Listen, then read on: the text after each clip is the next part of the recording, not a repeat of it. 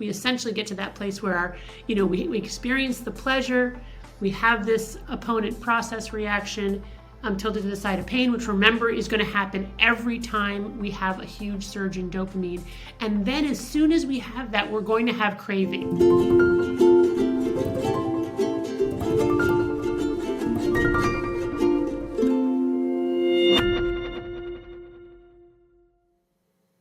Well, hello, everyone. Again, welcome to the Empowering Neurologist. I'm Dr. David Perlmutter. So much of our lives is consumed by activities that are designed to bring us pleasure and at the same time offset the various pains, the various challenges that we may face, to the extent that at times these pursuits become self-enforcing to the extent that we might actually become addicted to various types of activities that we engage because they bring us the sense of pleasure. The problem is that with time, some of those activities become even increased to the point that they interfere with our lives.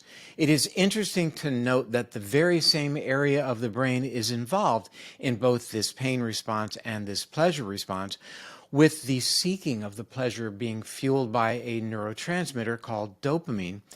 Hence the name of Anna Lembke's new book, Dopamine Nation, which explores this balance, how it can get us into trouble, and more importantly, how we can bring balance, restore balance to our lives based upon understanding what's going on and then doing something about it. So I'm looking forward to our time together. Let's jump right in. But first, let me tell you a little bit about our guest today, Dr. Anna Lembke. Dr. Anna Lembke is a professor in the Department of Psychiatry and Behavioral Sciences at Stanford University School of Medicine, and she is the chief of the Stanford Addiction Medicine Clinic.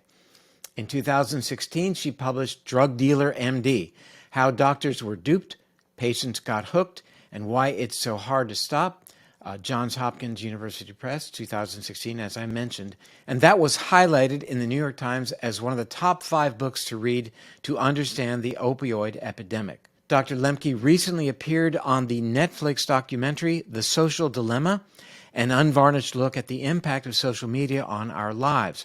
Her book that we talk about today is called Dopamine Nation, Finding Balance in the Age of Indulgence, and that will be out in August of 2021. This is a book that explores how to moderate our compulsive overconsumption, including what we do in the digital world, in a world where feeling good is the highest good. Well, Dr. Lembke, welcome to our program. Thank you for having me. I'm really excited to be here. This is a really, really interesting book. I mean, it really calls out, I think, what some of the biggest problems in America today, and it's not because of our lack of things. It's really because of our overabundance. And you made a very interesting point right off the bat in the book that, we're getting more and more leisure time, and it's been said, idle mind is the devil's plaything.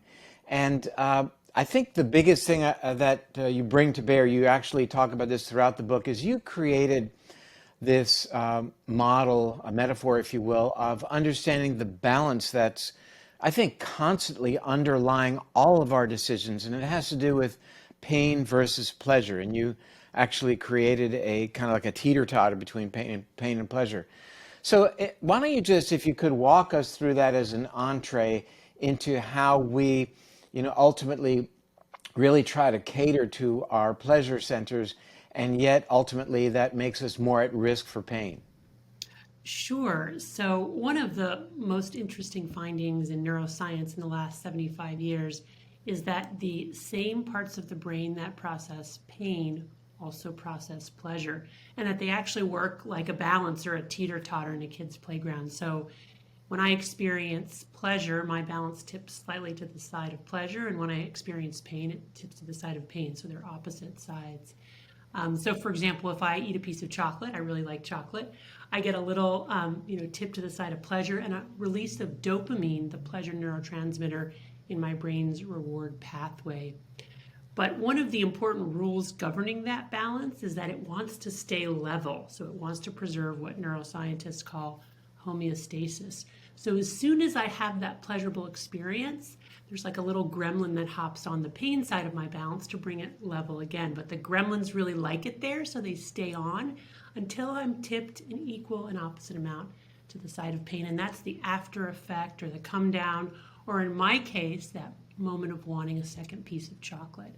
Now, if I wait long enough, the gremlin hops off and homeostasis or a neutral balance is reasserted. In addiction, essentially that balance goes awry.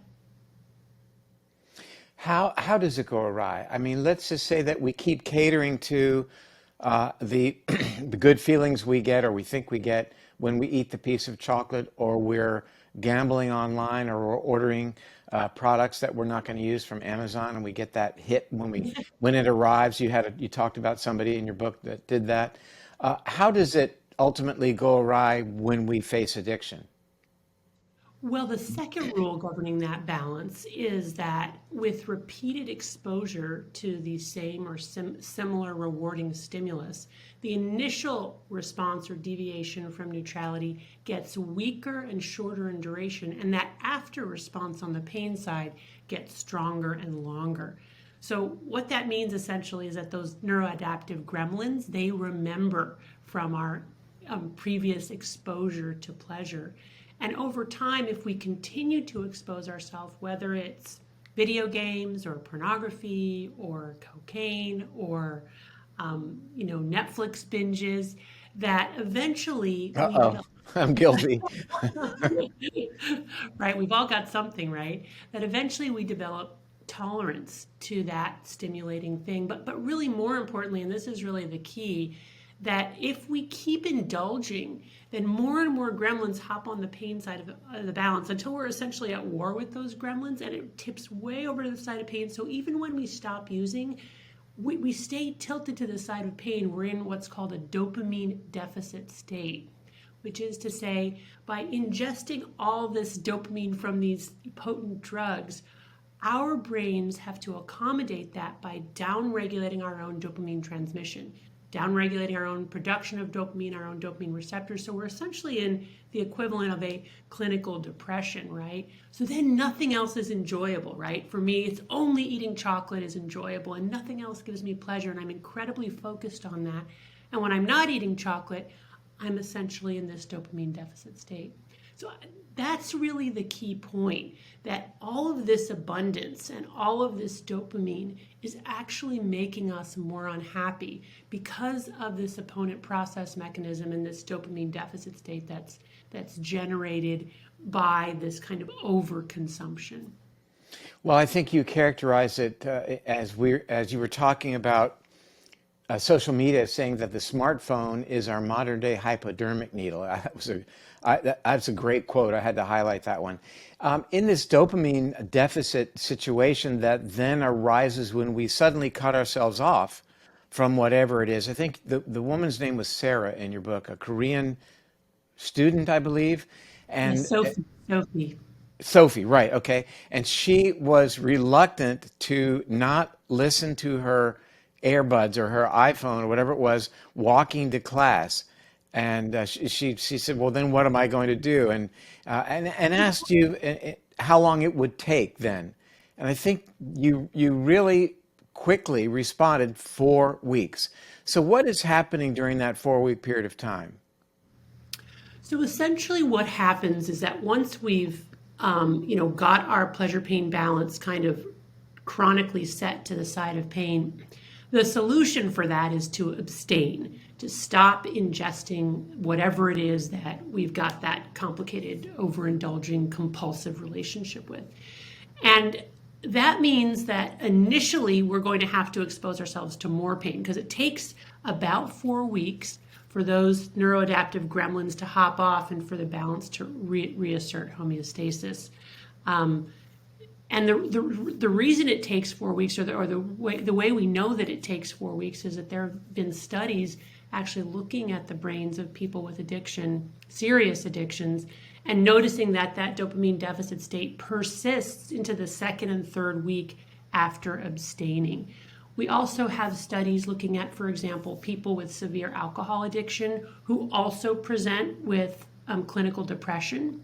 And then we have found that there's a study that shows if those individuals enter a hospital and get no treatment at all for their depression, but just abstain from alcohol for a month, that by the end of the month, 80% of those individuals no longer meet criteria for major depression. So just by abstaining from alcohol, their mood improves. And again, that's these neuroadaptive gremlins hopping off the pain side. That's our brains beginning to regenerate our own dopamine and our own dopamine receptors and reassert homeostasis. And homeostasis is this place where we can then begin to have access to more modest pleasures, or what we talk about as natural rewards, because we're not bombarding our reward pathway with these sort of various drugs in all their forms. Well, similarly, though, can we not increase the sensitivity of the pleasure centers by exposing ourselves to things that are painful? I mean, you talked about how that was used beginning in the 1960s in terms of people experiencing pain. Actually, you have a quote in there from Hippocrates from several thousand years BC, talking about how diverting our attention, and even more appropriately these days, in terms of receptor sensitivity, how does augmenting pain might prove helpful for us?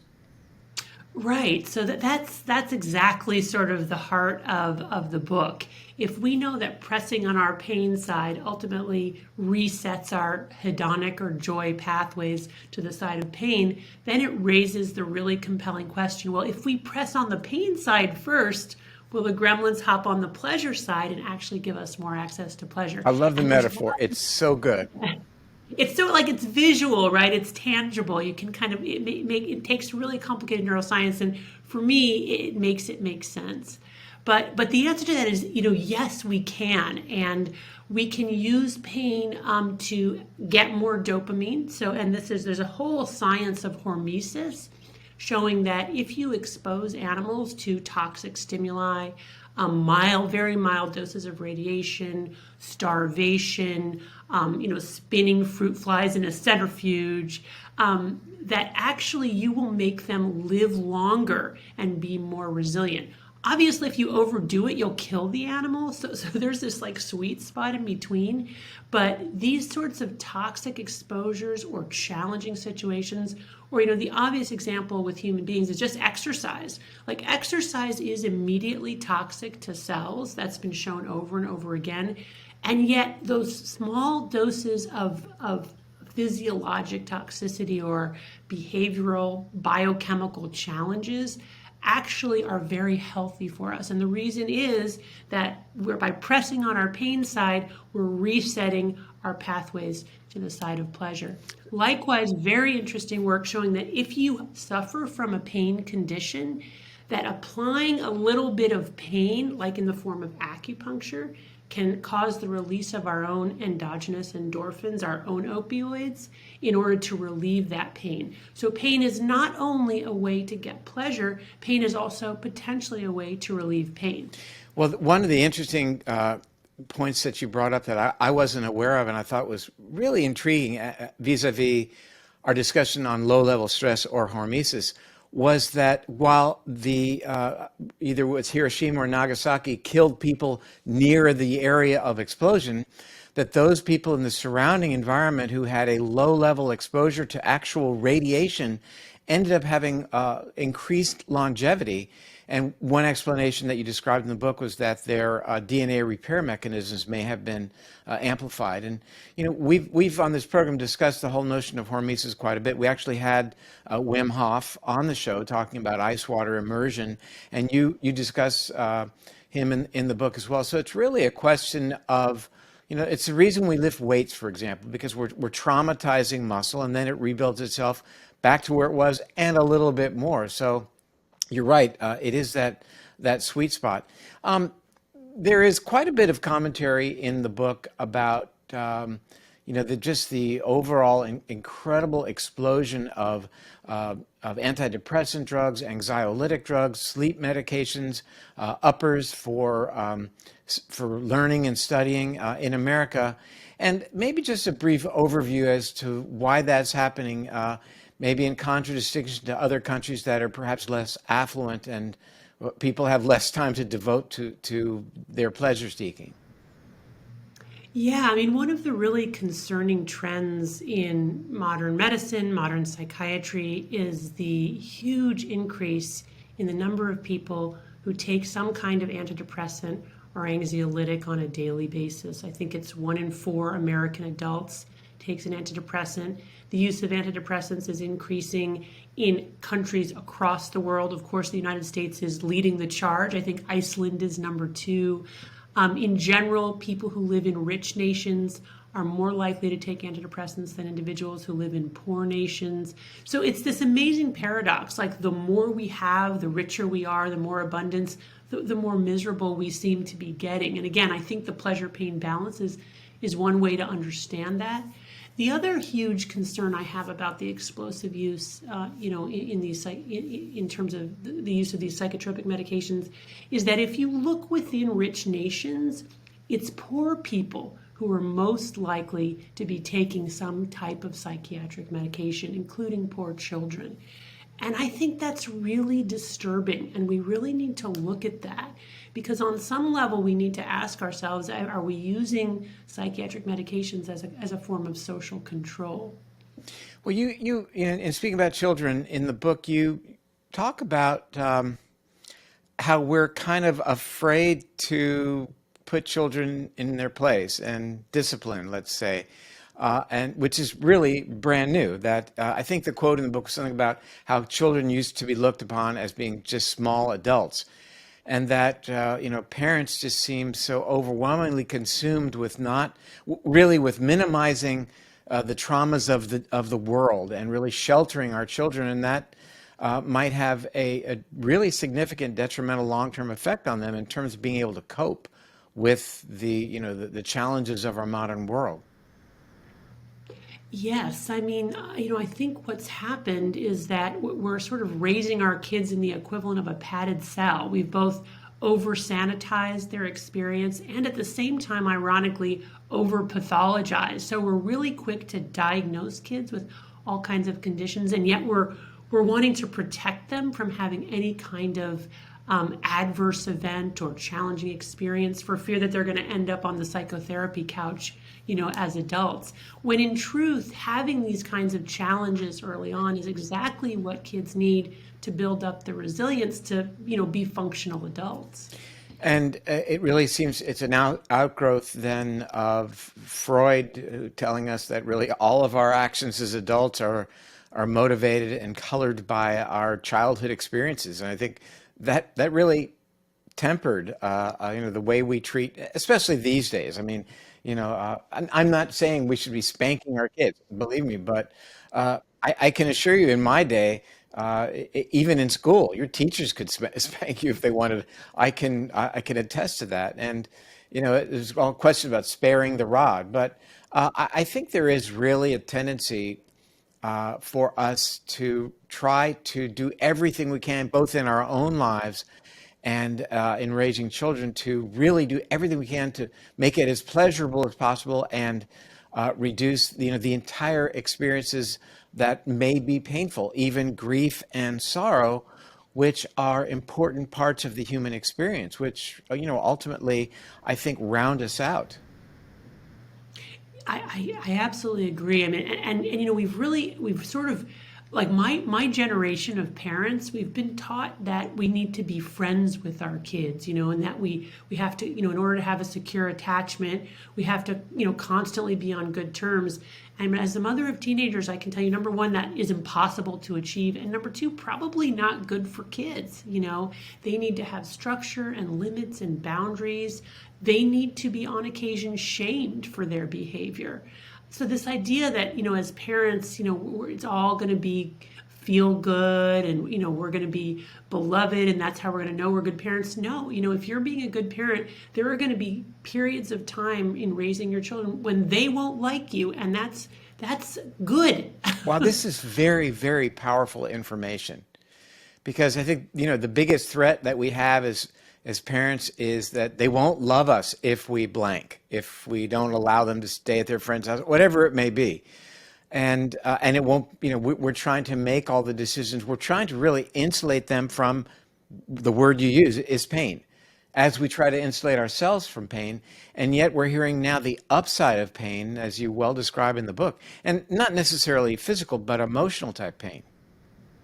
Yes, absolutely. Yeah, I mean, so for example, exposure therapy is really underutilized for things like anxiety disorders. But I talk about one patient in the book who had terrible social phobia, was treated with antidepressants and stimulants. It just led to him being more isolated, less functional.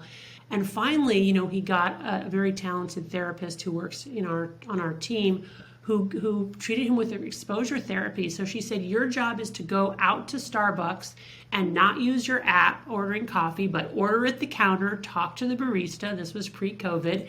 And then kind of we'll process it. And he was terrified to do this. He had become a virtual shut-in, but he went and he did it. And he sort of spilled his coffee as he was grabbing it. And that made it all the worse, right? He was like, oh no, panic attack. So he went back and told her, she said, next time you go and order coffee, I want you to spill it on Oh purpose. my gosh. So, so this idea of like sort of escalating doses, in order to like build up your resilience. And again, the pleasure pain balance, you want to kind of do it in small doses so that your brain can adjust and say, okay, I can tolerate that. And like the sense of confidence and competence that can come from that experience is just really important. It's akin to the micro dosing of anagenic challenge for peanut allergies, which is du jour now. It's exactly that. Which I actually spoke to with one of your colleagues at Stanford. You talk in the book, and I think our listeners and viewers will get a good information here that they can consider leveraging, and that is the self-binding idea, chronologically, geographically, and through recontextualizing the various things that a person might have issues with. So maybe let's talk about what that means, self-binding or restriction, as it were, and then we'll look at the three types. Yeah, so basically what my book recommends is that you look at what is that substance or behavior that you use in a compulsive way that you recognize is ultimately making you a less contented, less functional person, or is somehow orthogonal to your values.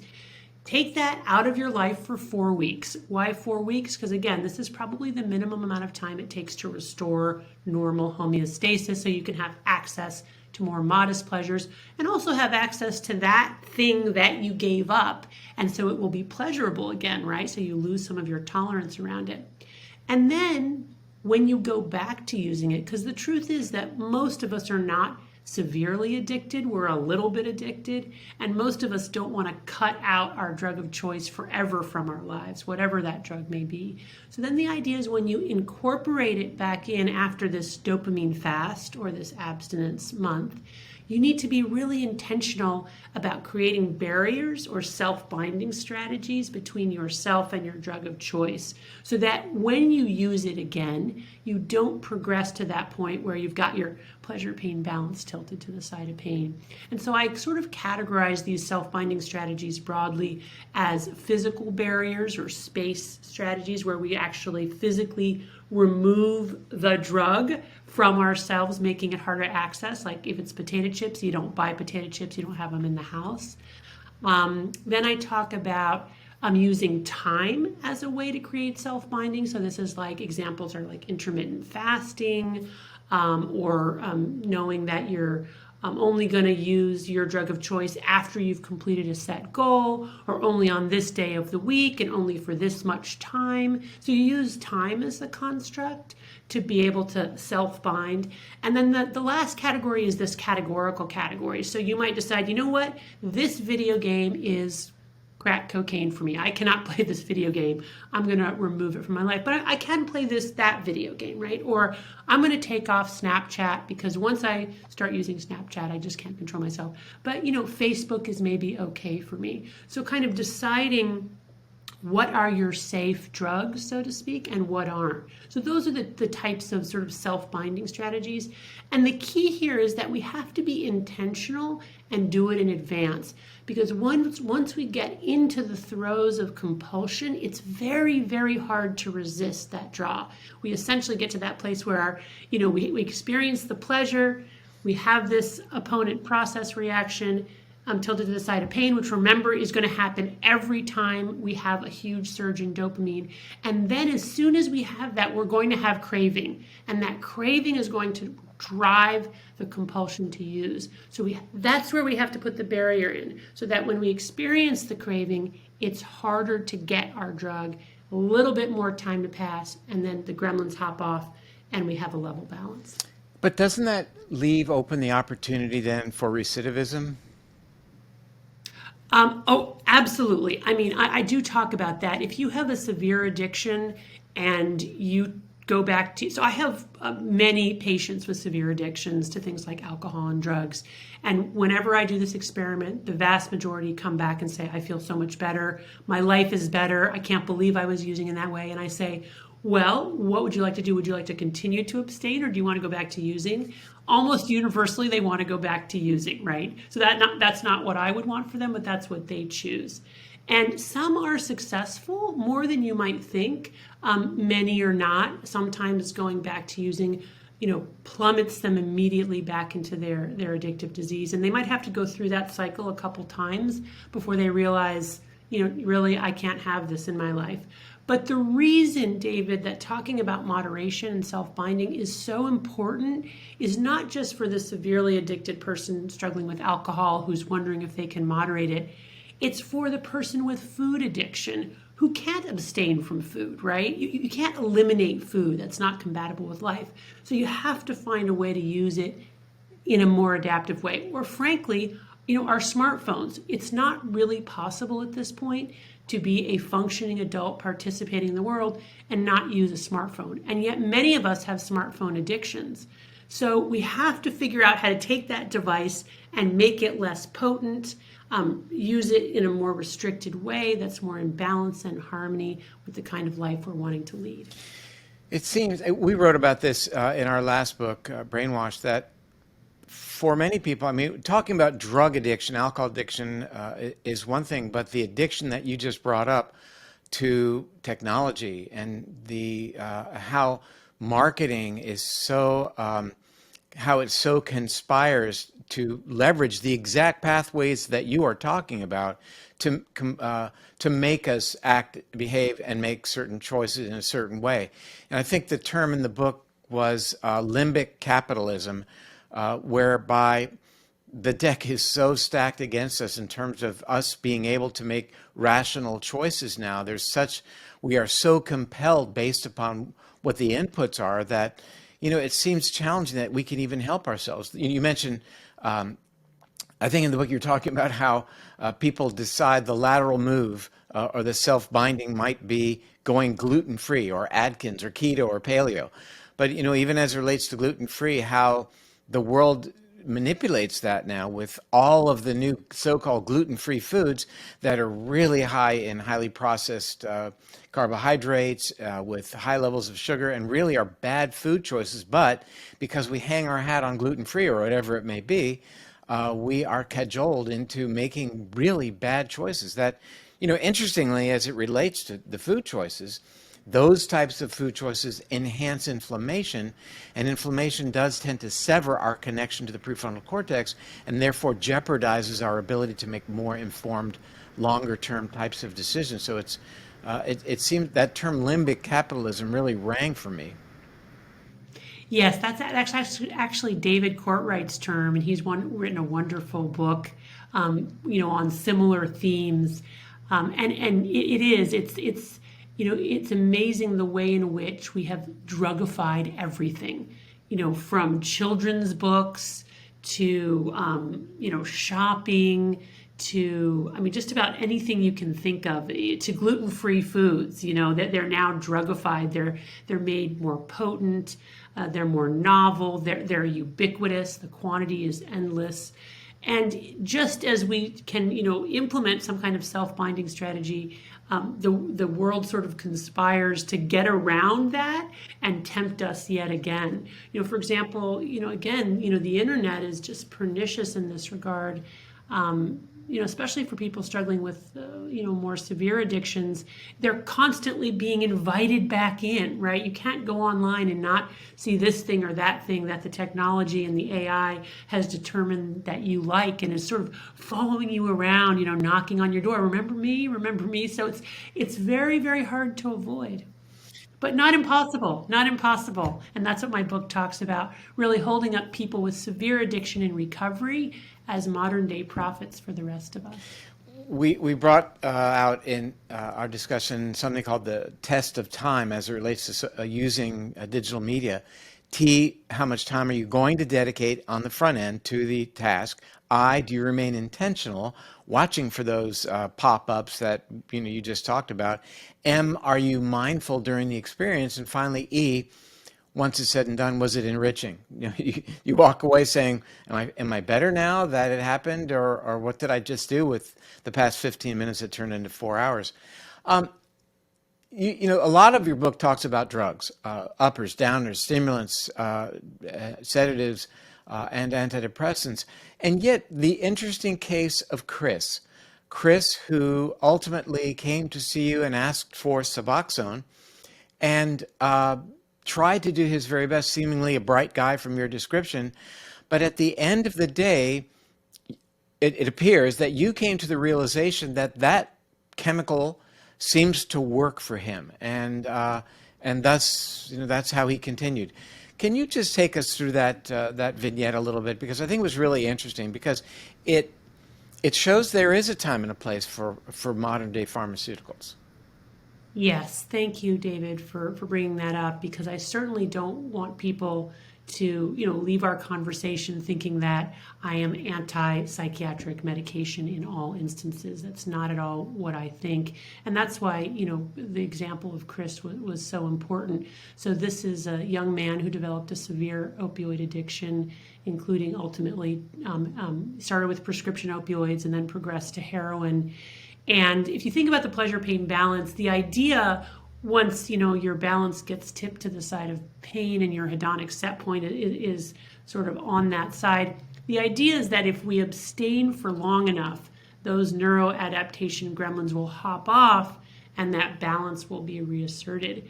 But it is also possible, David, that for some people that balance is broken, and that it's essentially, no matter how long they abstain, they will be walking around with a balance tipped to the side of pain, irritability, anxiety. You really need to walk us through that one more time. What you just said is so incredibly important.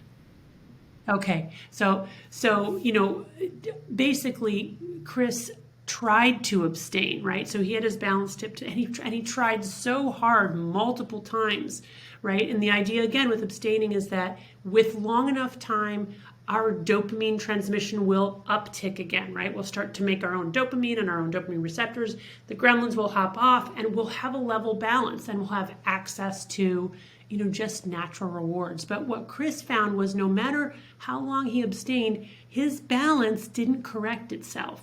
That for reasons we do not understand, he now lacked the capacity to reassert homeostasis or a level balance. He was in a chronic dopamine deficit state, probably caused by the exposure to opioids, who knows? But the bottom line is he just was never going to have a level balance. And so does that mean we ask him to live a life walking around, irritable, anxious, depressed, not able to sleep? I mean, that's totally inhumane. So that is why he is now successfully treated with an opioid that is FDA approved to treat opioid addiction. And it's called buprenorphine. But what it basically does is it doesn't get him high. It just goes on the pleasure side of his balance and reasserts homeostasis so that he feels normal again. And he will absolutely talk about it in that way. It's like when he takes this medicine, it doesn't get him high at all. It basically just allows him to, in his own words, feel normal and kind of go on with his life. And so that's why I think it's really interesting and important to remember that these tools, do have their time and place and can be life-saving for some people, as they were for Chris. I think that's, of anything we've talked about, I'm going to say that was the most valuable, because it really characterizes the notion of individuality, of personalized precision medicine. And in this case, whether it is a structural issue or probably a biochemical receptor desensitivity issue, that you were able to appreciate that and rather than point a finger, accepted it and realized that while it is a drug, it seems to be helpful in this case, and you're going to go for it, and allowed this young man to get on with his life. I mean, you can, from the narrative, you can clearly see that he was struggling day in and day out, and he seemed like a bright guy, and yet he needed you to tinker or to maintain. I think he came to you asking for the medication because he had been on in the past. He needed you to work with that, and it was really quite a beautiful moment in the book when you said, "Yeah, that's what we'll do." Yeah. Oh, well, thank you. That's really good to hear. You're one of my first readers, and so it's interesting and gratifying to hear kind of what stood out for you and what was meaningful. So thank you. Well, I hope this isn't a curveball, but I want to go outside the book for just a moment, because I think you're the person to ask this question to, and that is, as you and I are having this conversation, we are hopefully seeing we're over the peak of COVID at least, and things are looking like they're going in the right direction. But having said that, over the past year or two, since this whole thing began and got ramped up, what has your world been like in terms of professionally? In other words, what have you been seeing? Yeah, so it's a great question. When I've been asked this question over the last year, it's often been asked with the assumption that my patients must be doing really badly. And in fact, I would say half or more of my patients have experienced quarantine as a result of COVID as a huge improvement in their lives. So let me explain, because I think it's not what kind of you'll read in the media, but it's really what, if you talk to healthcare professionals, they'll acknowledge is that the world is kind of a crazy place, and the pace of the world is just almost more than our brains have the capacity to withstand. And with quarantine, it just slowed everything down. And for people who are struggling in particular with addiction, it meant they weren't constantly being bombarded with triggers to use. Going shopping, going down the liquor aisle, or going to parties and being offered a drink, or watching other people, have a good time using. All of these things were eliminated. Many of my patients found that the work stress went way down because they weren't commuting. People endorsing having time with family, like gratifying, enriched time, because again, there weren't all these other temptations. There was just what we had here. And I think this idea of I think, quarantine was a kind of global moment of self-binding, right? We were all forced to contract and decrease consumption. And I think, as tragic as COVID has been, and of course the loss of life and the loss of jobs has been devastating, there is definitely this silver lining, this kind of pause to rethink the way we've been living our lives. Having said that, I certainly have had patients who have died from drug overdose in this period, patients who have relapsed, patients who have, become addicted during quarantine because they're at home and they've, got nothing to do but drink alcohol or smoke cannabis. But I would have to say that that is in the minority. The majority of my patients have used this time as a moment for renewed wellness. Metaphorically, I think of the early on the images from Delhi before and during of the skies clearing, suddenly a blue sky, because cars were shut down, the transportation in the city was shut down, and it reminds me again of Sophie's story, where I think she said she stopped using her digital devices walking to and from class, and she said, I noticed the trees. So you're right. It's a shift, but some people make lemonade out of the lemons, and others are bothered by the sour taste. I want to thank you so much, first for sharing time with us today, and second, certainly more importantly, for all that you're doing. You're doing some amazing work.